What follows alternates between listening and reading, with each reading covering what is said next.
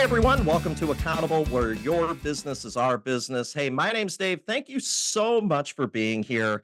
You know, one of the things that that I struggle with, and one of the things that I think that a lot of you, I know when I talk to you, when I'm out, when I'm talking to you, when I'm teaching and when I'm speaking, and when I'm doing the consulting work that I do, one of the things that I struggle with a lot is where to stop. How do you know when you have enough? How do you know kind of when that you've kind of reached the point where you are kind of fulfilled, especially in your working life? I think that especially if you are an American business person, you know, we're kind of taught that growth is good. Growth is good. Economies of scale, build bigger, better, stronger, faster, you know, leaner, meaner, okay, all of those other things. And I think that for a lot of us, I think that you know that is that ambition is not necessarily a bad thing, but there needs to be some limitations to it. And so today I have a great guest. So on the podcast today, I have Dan Grech. Dan is the founder and CEO of BizHack Academy. He is a marketing specialist and a very in what he refers to as purpose-driven marketing, which is a great concept that I'm gonna look forward to talking with him about. Background in journalism, an instructor, a consultant, and an author that I have had the opportunity to collaborate with here on this new book for him and I. This is part of the Four Leaders series.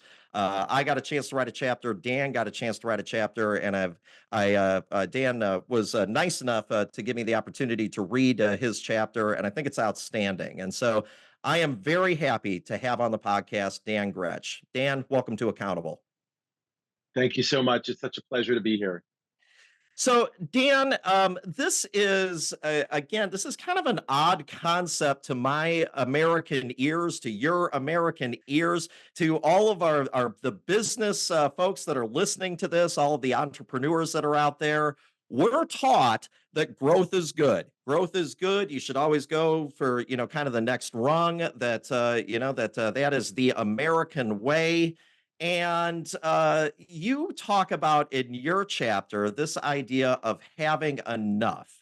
And I would love to hear more about that. What do you mean? What is this concept that you're talking about? Because again, I think for us, I think that have been you know, working and building business in the United States, this is a rough one for us to get our heads around, as odd as it sounds. Yeah.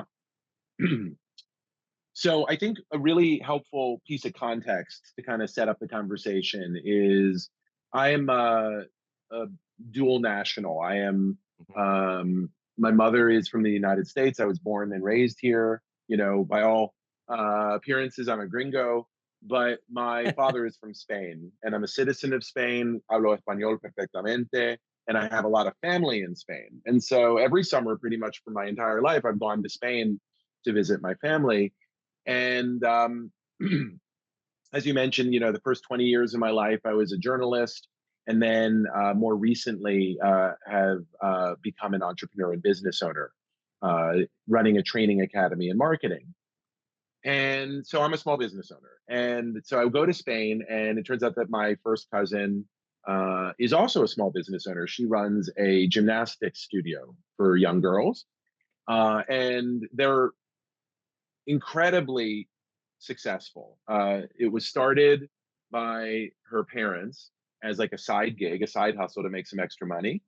And now Gimnasio Grech, here's their logo. There you go. Gimnasio Grech, Grech is my last name, is now the number one dance rhythmic gymnastic studio in the Balearic Islands. They regularly crown the champions of the Balearic Islands, are a set of islands in the Mediterranean where my dad is from and where my family lives.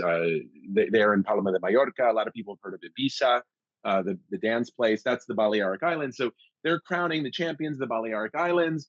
And they are in this kind of old basement It's a gymnastic studio with like 8-foot ceilings, so the girls can't like leap or anything. And they're completely oversubscribed with a wait list of more than 2 years. So Wow. I go to my cousin and I'm like, I'm in the entrepreneurs organization. The main textbook of EO is called Scaling Up by Vern Harnish. It's all about growth. I'm in a book about growth, asked to write a chapter about growth. And then I go and I talk to my cousin. I'm like, dude, open another sucursal, open another location, expand into the next building. Open, add space, create capacity. Grow this thing, man. Open it Yeah. up in Ibiza. Open this up in the mainland. Do this. You got this. Franchise it. And she looks at me and she's like, just like confusion on her face. And she says, Danny, they all call me Danny. Danny, tenemos lo suficiente. Dan, we have enough. Uh, And she began to explain that like she and her husband, the classes, they have a staff of people who've been with them for 20 years, for 10 years. Their daughters take the classes. So if they're not in class, they're hanging around. They're all kind of like gym rats. Their daughters are the Balearic champions often. And they are so happy. And they yeah. have enough money to travel. And they live in a beautiful home that they own. And they have enough. Okay. So full stop. This thing hit me like a 2x4 to the head because I could not remember in my decade plus as an entrepreneur, a single entrepreneur saying to me in the United States, I have enough. Because And that so that was because like, because that seems so that's odd. That's not what you're supposed to do, right? I mean, that we are taught, I think, that growth is good, right? You offered what sounds like to my American ears. I'm like, yeah, of course you want to scale up. Why would you not? yeah, exactly. And it reminds me of that old Mexican, that old fable about a Mexican fisherman. Yeah. So a US entrepreneur, I'm going to tell it my own way. My dad would like take jokes and make them his own. So I'll do the same thing. So a US entrepreneur, following the scaling up methodology, sells 5 businesses, has hundreds of millions of dollars in the bank, and they retire to a small Mexican village to live out the rest of their days in peace and quiet, right? Because their whole dream all this time was to work really hard so they didn't have to work hard at all, and to live in a Mexican village and to fish and to spend time with their family. Okay. So the US entrepreneur goes to Mexico and they're living their dream life. $100 million in the bank, a huge mansion, time to do anything they want. And they run across this poor Mexican fisherman. And every morning he gets up at dawn and he goes out and he fishes and he gets as many fish as he can eat. Plus, he brings it back. He feeds his family. He sells a few at the market. He spends the afternoon sipping tequila and under the shade of a tree, and then he goes back the next morning and does it again. And they're deadly poor. They're deaf. They barely have enough money, to buy anything. They're subsisting on these fish. So the entrepreneur goes, dude, you are an incredible fisherman. Why don't you like go and hire some people to help you fish? Get a couple extra boats. You can borrow some money. And you can start scaling this, and you can actually, there's so many fish in the sea, exactly where they are, the secret spot nobody else knows.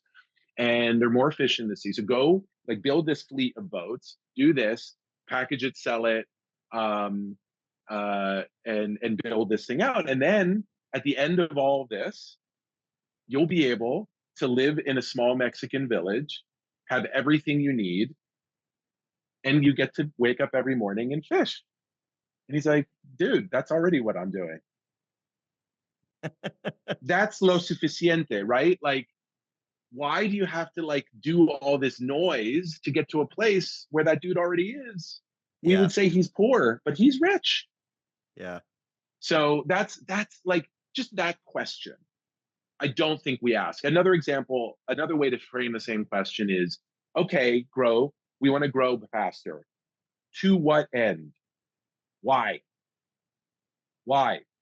Right? We don't ask that question. And so many people will say, um, well, I want to have a certain lifestyle. I want to live a certain lifestyle. I want to have a certain amount of money. Okay, great.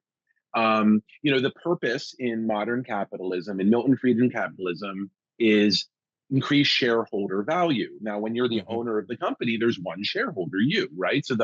So what Milton Friedman is saying to small businesses like mine is the purpose of my company is to make myself rich. Right. Correct. No, it is not. It is not.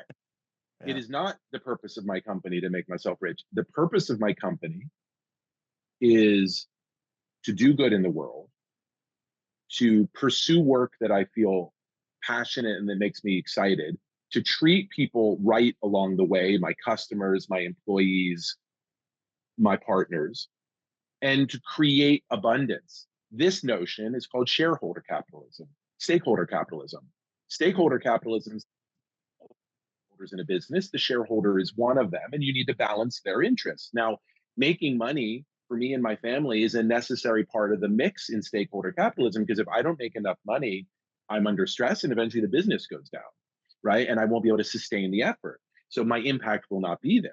So me making money is a necessary part of a blend of different outcomes that come with growth. And so people who are more attuned to like treating their people right might say, I need to grow to create opportunities for my employees or they'll get bored and leave. That's a super legit, right? Or, I need to grow because I'm doing something amazing in the world that no one else is doing and we need more of this, right? And those are all legitimate answers to the question, why grow? And then that's really where the question of lo suficiente starts becoming more interesting, because if it's just about enrichment, as rich as possible, but we know that doesn't make you happy. In fact, I don't know about you, but I've met many entrepreneurs who retire or sell their business and are depressed and lost. Yep. And my opinion is the reason why is because they didn't ask the question, to what end? Right. Like, why am I Right. doing this? So Yeah. anyway, this has been really like top of mind for me for the last 10 years. And it all came into like a, bat to the head moment with my cousin. And I just feel like there's this part of a conversation that's like natural in Spain and other parts of Europe and absent in the United States. And I'll say first, this is a very privileged place to be, Hmm. right? Like we're privileged to be, we're not, so many people, like I lived in Argentina for 2 years, Spain, when my dad left, it was a very poor country. These are rich people problems, right? Like to be able to Yeah. ask you, like, growth to what end and what is enough is only possible in the US and Europe and a few other places. But look, we won the birth lottery. Here we are. I think we have a responsibility to ask that question. I think that that is such a unique perspective, and I think that especially when I was reading your chapter, I was blown away. I mean, I was blown away at just the concept and the thought, because again, it was so unique and so different. How much of having enough is really about being thankful for what you have? Is that really what we're driving at here? Because I get the sense from you that there's just a little bit more to it than that.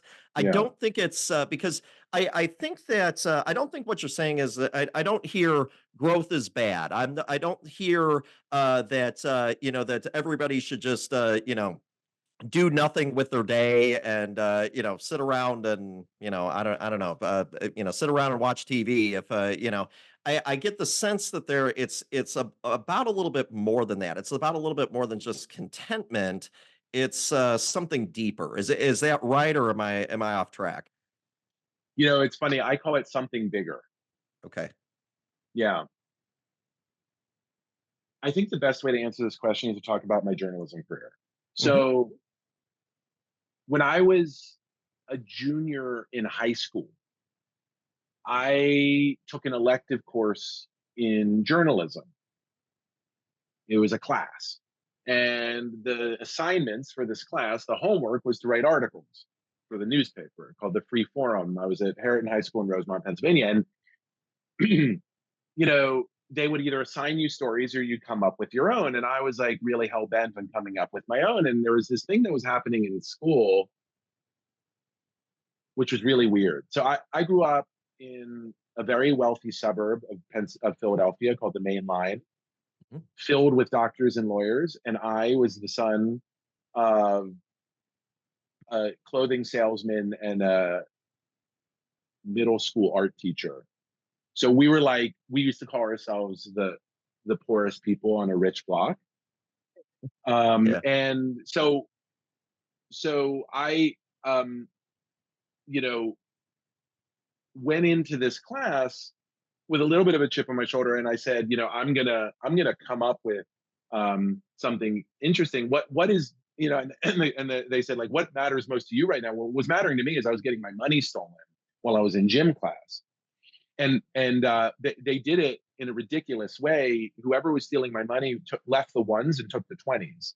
So it was almost like the wet bandits from Home Alone. Like they had this like Yeah. signature, and it was in a locker in a locked locker room. So like, how were they getting in there? Because I knew, oh my god, my money's gone. Like I counted pennies. Like I used to have a running balance until I was in my mid 20s of what my bank account was. I could tell you off my memory because I would do the calculations as I spend money. So a dude who's like attending to money like that, and who's like working lining soccer fields to make enough money to be able to like buy himself a hamburger at McDonald's, notices when a $20 is missing from his wallet. I was like the worst guy to steal from for this bandit. Everybody else, like $20 was, like a rounding error to them coming from a wealthier family. Anyway, long story short, is I say to the journalism instructor, this is a long answer to a short question. Dude, uh, this is happening to me. And I asked a few of my friends, it's happening to them too. Can I do a school-wide survey? I did a school-wide survey. 40% of the school had money stolen from them in this way. 25% of the freshmen who'd been in campus for more than 2 months had money stolen from them. So there was like thousands of dollars being stolen from us. And so I published this expose, and I interviewed like the head of campus security, the head of the gym, the principal of the school. They had no idea this was happening. Anyway, long story short, as I published this, I remember that feeling of seeing everybody in class reading this. The headline was, "Read this article fast before it gets stolen." And Wow. 1 week later, I'm preparing a follow up about the reaction of the administration, and I learned that the head of campus security had been let go. Oh And it turns man. out that it was an inside job. Anyway, I was addicted. I was like, boom, like, oh, it's game over. I was a journalist from that day, and ever since, even I'd say to this day, even though I haven't worked as a daily journalist in 10 years. And when you do mission driven work for your whole career, I was at NPR, I was at PBS, I was Mhm. a correspondent for the Miami Herald, Washington Post, Boston Globe, part of a Pulitzer Prize. I had this incredible career until I didn't. Right. You just become imprinted. It's imprinted on your soul to do work that's meaningful, that's purpose driven, that's about something bigger than self enrichment. That's why I so frustrated with the shareholder capitalism approach, because it never running this business never felt like something I was doing to enrich myself. In fact, I've never worked harder and made less, Yeah. but I do it anyway. And I do it with love and joy and passion and drive and resilience. And the reason why is because I'm impacting people with my work. Yeah. And I'm addicted to and that's called in Maslow's hierarchy, self-actualization. And there's another concept called Ikigai, which is this kind of professional sweet spot. And it's a Japanese concept, and it's a combination of four things. What do you love doing? It's like a Venn diagram, right? What do you love doing? What are you the best in the world at? What can you make money doing? And what does the world need? Mhm. What does the world need is purpose, right? This is what impact is. And it's an essential part of it, right? What do you love at? What are you good at? What do you make money at? And what does the world need? What problem are you solving? And that's how I think we should all approach I mean, look, I don't want to be super prescriptive. Everybody comes from different sort of. That's how I approach my career, Yeah, is in search of that sweet spot. And it's not a destination, it's a process, because I change, my needs change, um, you know, what I'm best at, what the market needs is constantly changing. sure. But it is always, it's more like a thing I'm aiming for. And I will say this, I've been up to this, I've run this business for 7 years. It's really only in the last 6 months to year after I wrote that essay that I've really found that sweet spot where I'm like, it was like a locking in. It was like you're sitting there listening to the tumblers in a safe deposit box, and you hear it click, and Yeah. you open the safe. I had that unlocking moment in the last 12 months in terms of what my Ikigai is. And now that I know what my professional sweet spot is, I'm like on fire, man. And it's interesting, like, whereas before I had a lot of trouble staying focused, now I don't. I think that I appreciate it, especially in your chapter. I think one of the things that I really enjoyed hearing about was I think you're very candid about your struggles to to find this spot of having enough. I mean, I think that you're very clear in that this is not something that you just kind of started off with, and and then it just was there. Like you said, I think it's a process, and I think you were very honest about that. Is it possible for someone, because I know that we talked about how the United States, richest country in the world, we're in a place of privilege. I mean, this is rich people problems, okay?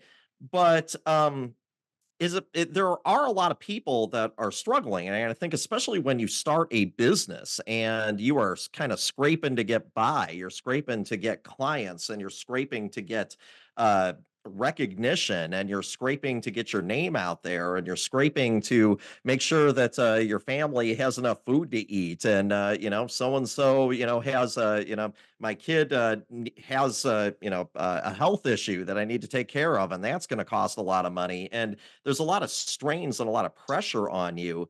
Is it possible to get to a place where you have enough? Because you talked about that, you talked about your family in Spain, and some of the folks that they weren't necessarily wealthy, but they had enough. Is it possible to do that when you're kind of just a young entrepreneur trying to just make it?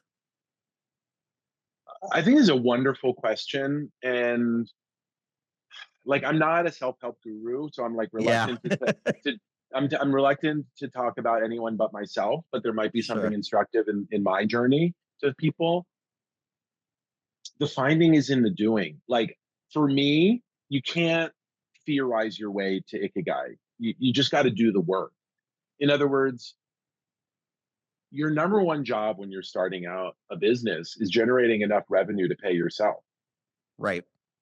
Because if you can't pay yourself, this is a hobby, first of all, right? Getting money, thing, part of Ikigai is what the world needs and what people will pay you to do. That's a product market fit, right? Mhm. Which is a core concept in all business. Focus there, start there, find the product market fit, generate enough revenue to pay your employees more than fairly and yourself market rate. Like, you're not serving anybody if you're paying yourself a pittance.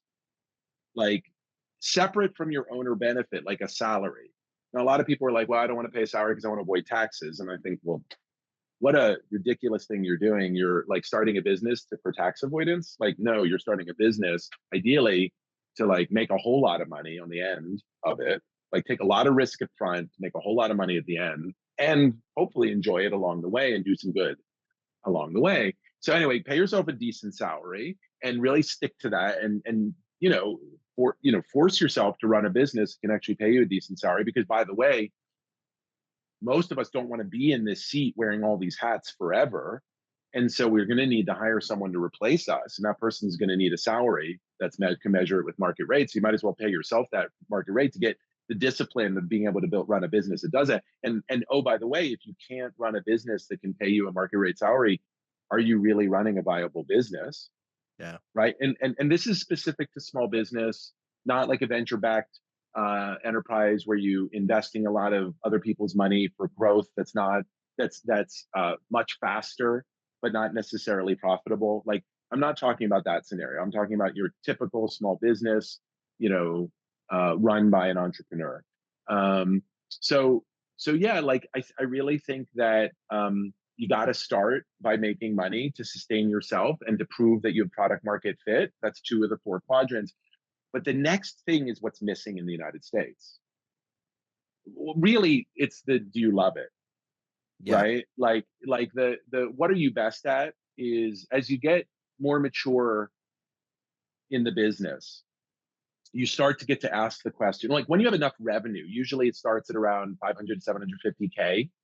But particularly around the $1 million mark. When you hit the $1 million mark, you get to ask your question, what am I the best in the world at? And then you start to just delegate everything else.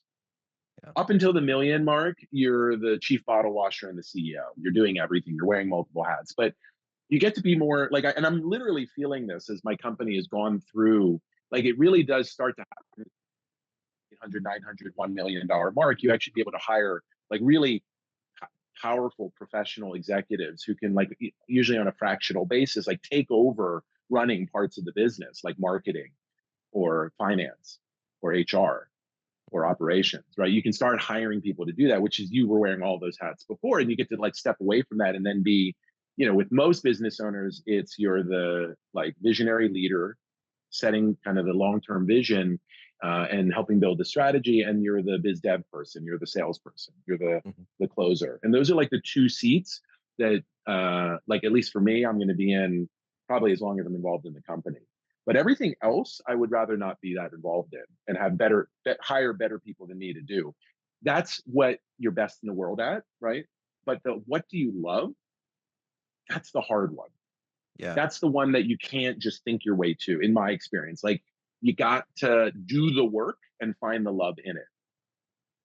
So it's I think what I hear you saying is that it's about you know, kind of it's not you got to get to the point where you can sustain yourself and kind of to get to this point where you can start thinking about what is it that is my purpose, how am I going to do good in the world, and how am I going to find something that I love that is going to get me out of bed you know, every day and really kind of you know, fire me up to kind of continue moving forward. When at that point, you know, I have what I need, so it needs to be something kinda more than that. Am I encapsulating that, well? Yeah, I think it's easiest to describe in the negative. Okay. Um, Almost all of us started our business for freedom, Yeah. even and control. It's more important than money. We either didn't want or couldn't work with a boss, Yep. and we want to control our schedule. Yeah. And if we're honest with ourselves, that is worth way more to us than money. And yet, I meet many entrepreneurs, and I bet you do too, who are trapped in their business, Yeah. especially when you're dealing, David, with the financial side. Yeah, absolutely. Absolutely, So yeah.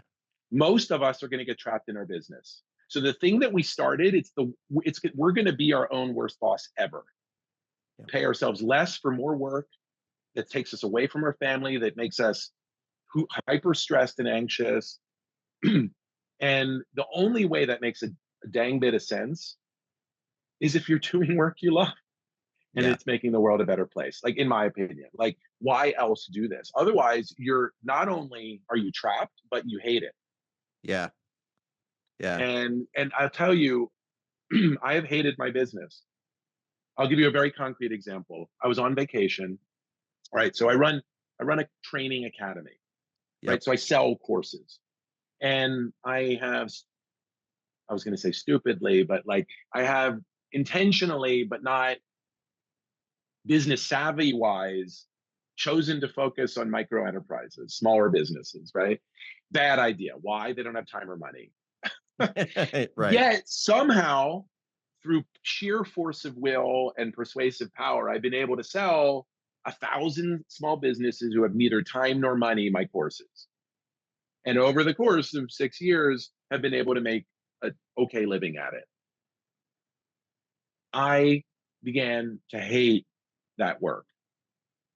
I was tired of selling really good courses to people who didn't have the time or money to take them. Hmm. And I would convince them to do it, and it would change their lives, and they would thank me profusely. But the sales process sucked so much Yeah. that I didn't want to do it anymore. So I had a choice: close shop or find a different model. But I love teaching these businesses. So I said, what if, and I looked at my business and said, oh, about 40% of my revenue is coming from organizations that sponsor scholarships for these courses. And those have just been accidental. Like I haven't sought any of that out. It came to me. A lot of it was COVID money. Hmm. And I said, could I grow this? Could this model, the B2B model, where I'm working with business support organizations, getting them to sponsor businesses, be a model? That was when I hit my Ikigai. That was that. And by the way, the pain that I described. So I was on vacation in Port St. Lucie, this beautiful coastal town in Florida, and I was cold calling. While my whole family was, and my friends that we were there with were eating brunch together, I was cold calling people who had no interest in hearing from me to try to get them to take the class that was starting on Monday. And I was so miserable. I was so unhappy. And that was 3 years ago.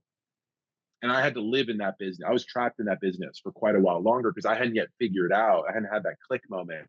But that was the seed of doubt and discontentment that led me to find that sweet spot, which is working with business support organizations to get them to sponsor people to take the classes so that they can take the class for less money. So anyway, that's my journey, right? It took me 3 years to get to the point of burnout, and then another 2.5 years to figure out the business model that I wanted to run with. Now I tried out a couple other things along the way. It wasn't like I was static, but I didn't find the right model.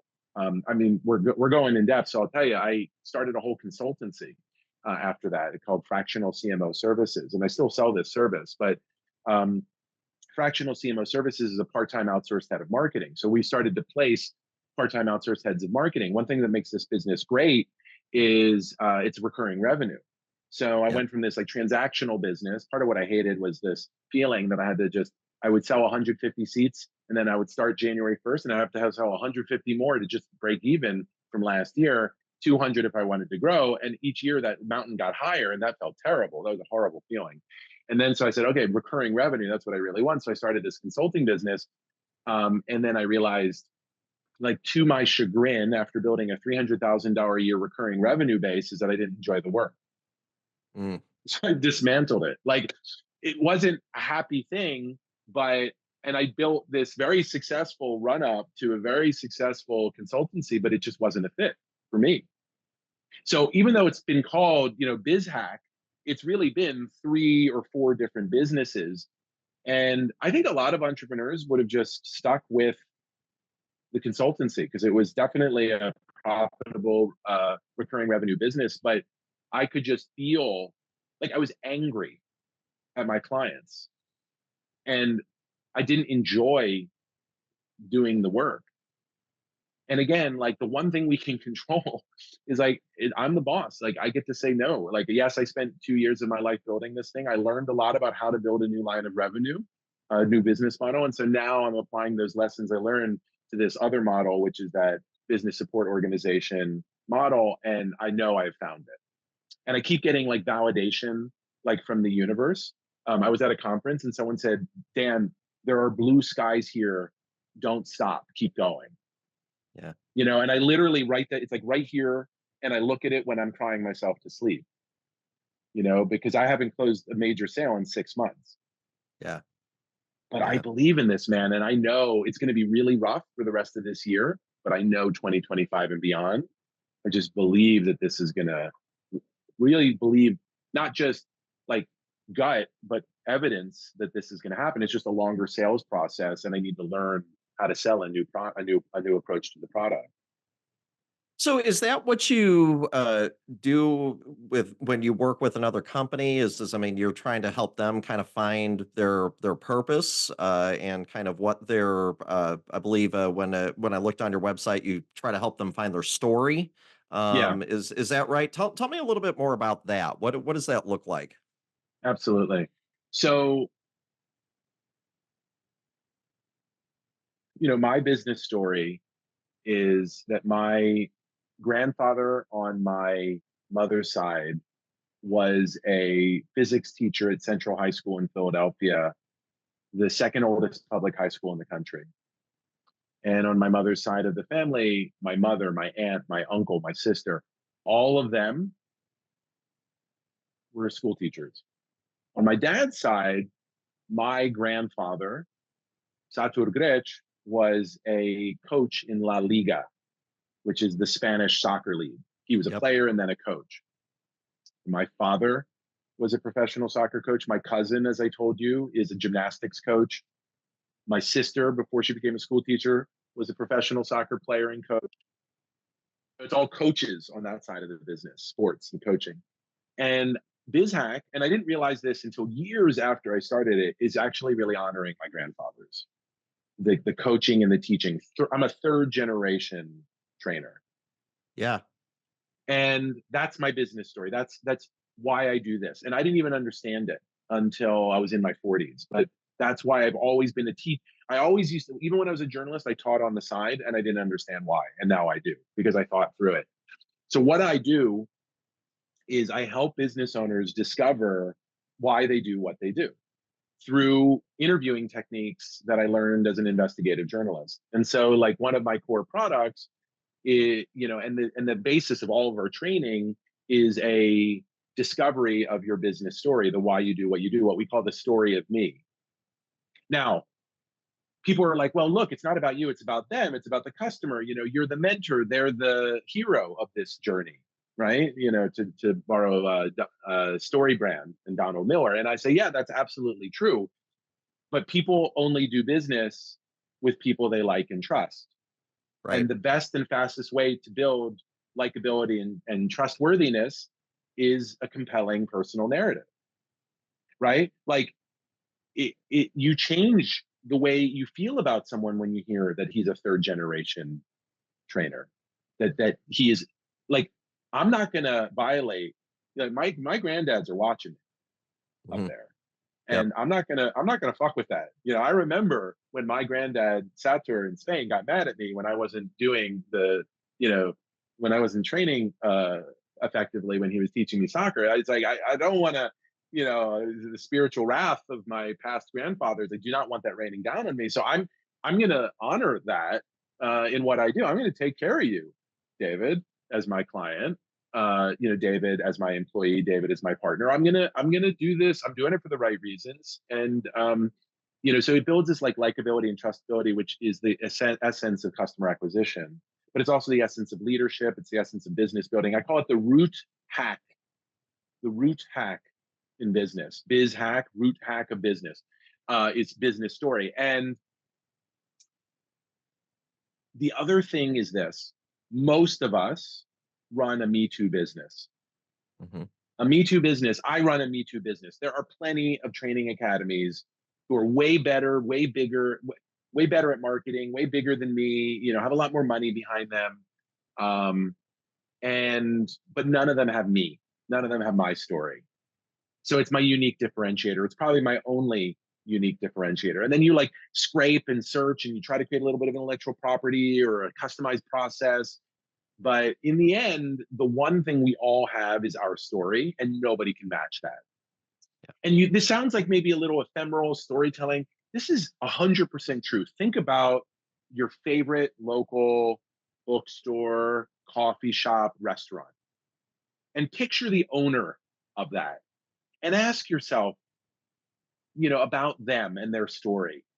And almost everyone I say this to has a specific person in mind. I'm thinking right now of Mitchell Kaplan of Books and Books, our local independent bookstore. They've been around for 30 plus years, 40 plus years. And 20 years ago, Barnes and Noble opened up one block away. The intention was to kill Books and Books. Books and Books is uh, thriving, has 6 or 7 locations, and Barnes and Noble's on life support, and Borders is gone. So how come? Because of Mitchell. Yeah. Like, they don't discount their books.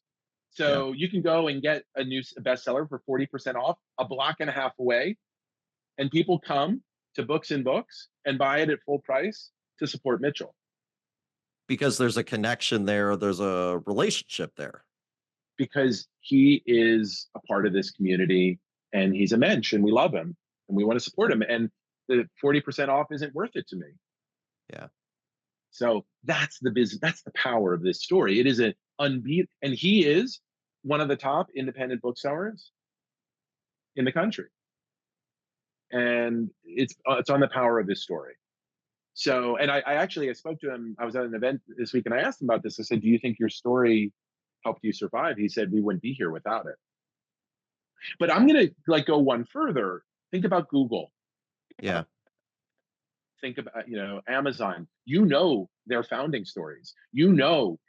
Like, with intimate detail, who their founder is and how this company was started. Tesla. We all know about Elon Musk sleeping on the floor when they were in that 2017 production crunch. Like, we know about his mission, right, for sustainability, and how the car was a sort of path to doing that. We all know that story. We know about Sergey Brin, and Larry Page as a lot graduate students at Stanford. We all know about Steve Jobs getting fired and coming back. We all know about Amazon starting with books, and in this little corner office. Like, we all know about Mark Zuckerberg starting Face Smash in college and then dropping out of Harvard. Like, we could literally recite the founder stories, the stories of me, of the big 5 companies. Why? Because they taught us those stories. They have entire PR teams that cultivated those mythologies. So all we're doing is borrowing stuff you already know, the best practices that already exist, and leveraging them at the small business level. And the final point is, not only will it attract the best people in the world to you, but it will help sustain you during those inevitable hard moments. Because I The don't want to let story. my granddad, yeah, I don't want to let my granddads down. Yeah, because the story kind of keeps you going. I mean, the story is kind of what compels you to kind of keep going and keep going further. And you're doing it anyway. Like, you don't, just a lot of people aren't, like, intentional and conscious about it. Yeah.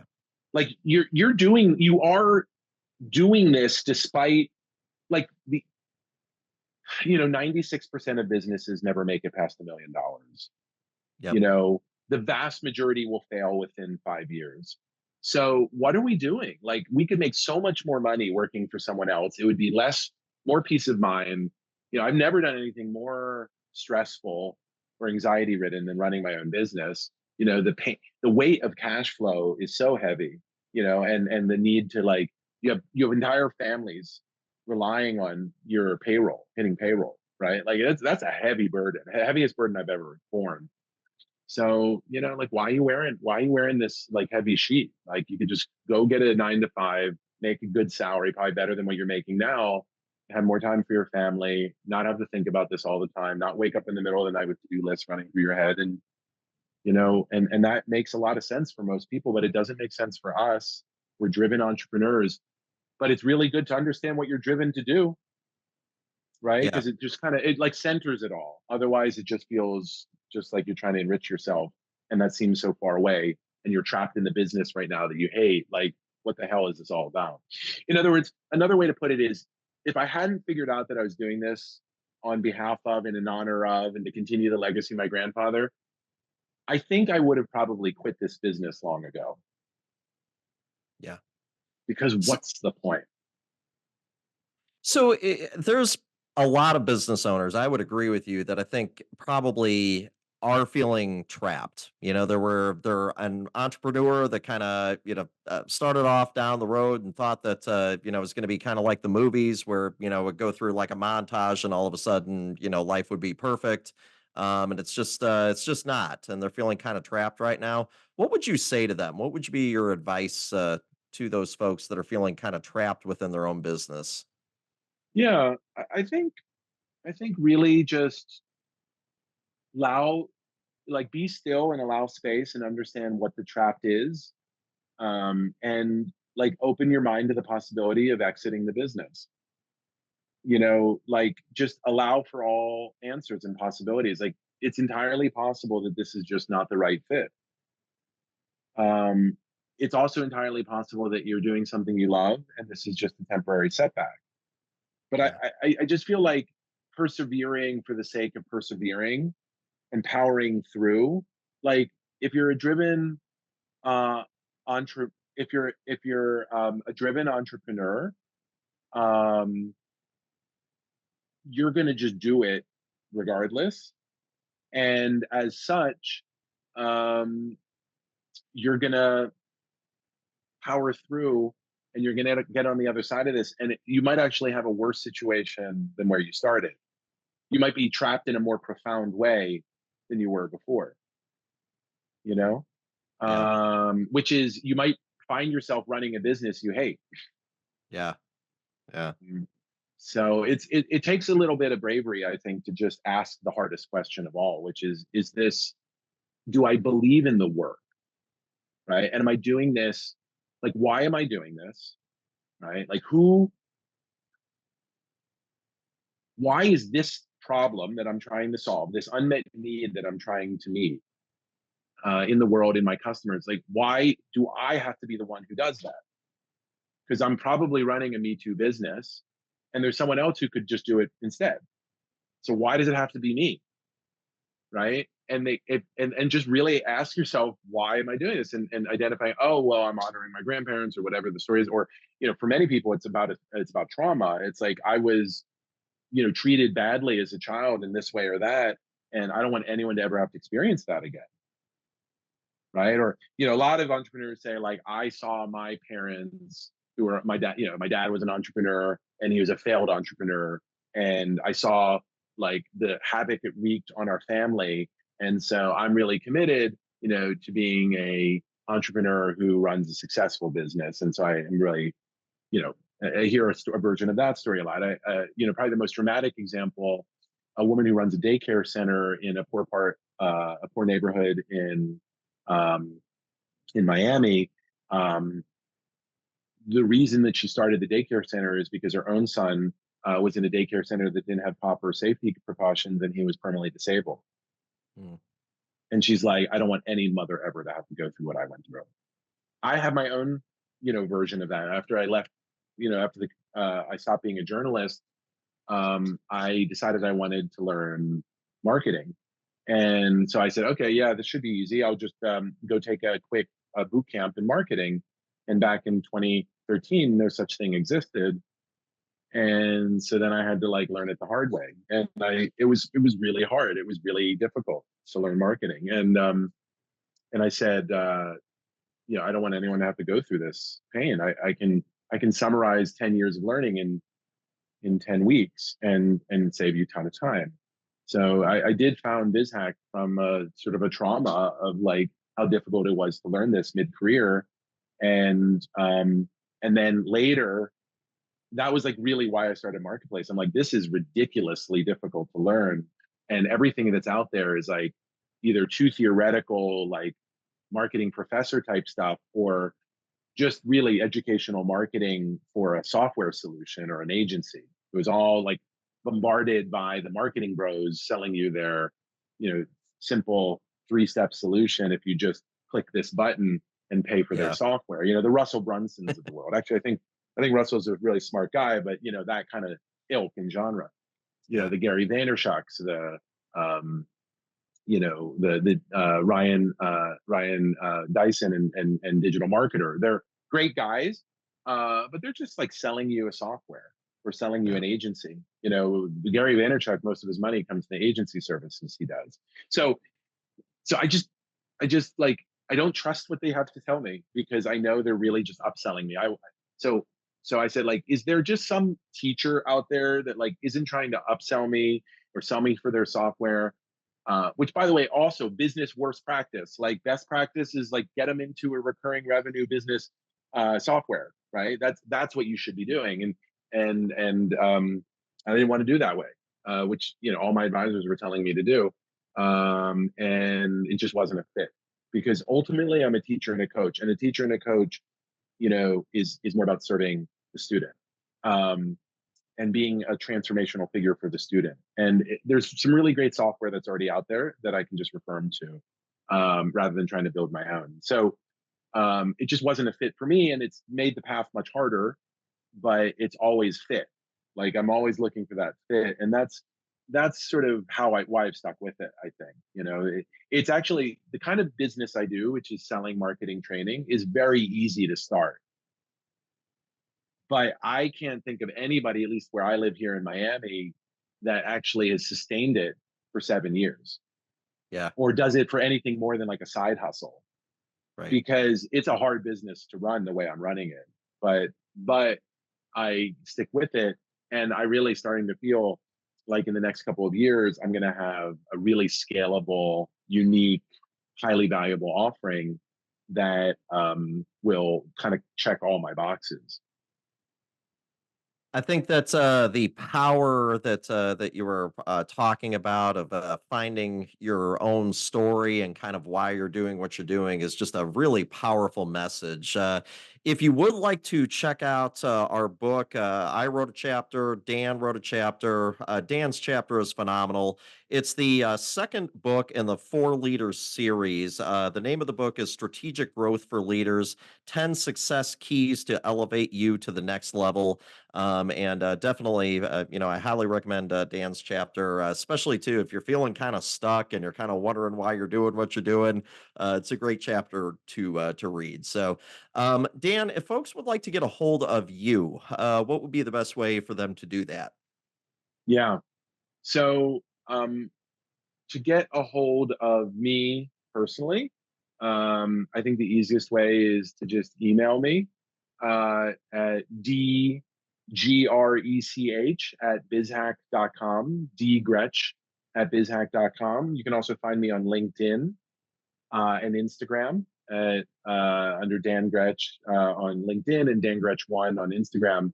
To find BizHack, uh, my business, if you're interested in marketing training and specifically AI powered marketing training, go to bizhack.com and look up BizHack Academy on our social media channels. Hey, BizHack Academy, I think, really does fill a need, especially in today's world. I mean, there's a lot of folks that are just trying to kind of sell you on 3-step programs. I think what you've heard today is that that's not Dan. Dan is really trying to help you find kind of what your story is and kind of what your purpose is in the marketplace. And I think that's what's going to keep you going pretty much every day. So anyway, I just I think that this is a great conversation. It's a compelling conversation. Dan, I just want to say thank you so much for being on Accountable. Thank you so much for the opportunity and for the really thoughtful questions. And I invite all of you guys to take a minute, go somewhere quiet. For me, I took a day-long silent retreat in the Berkshire Mountains, and I just said, "Where is my joy? What do I love to do?" And I think it's our responsibility to lean into that. We're so blessed to live in a country of plenty, where most of our needs are met. And I know it can be a stressful place, and there's not a great safety net, but for most of us, we'll be okay. And so lean into your joy, because why else do it? I can't think of a better way to end this podcast, folks. Lean into your joy. So thank you so much, Dan, and we will see you all next time on Accountable.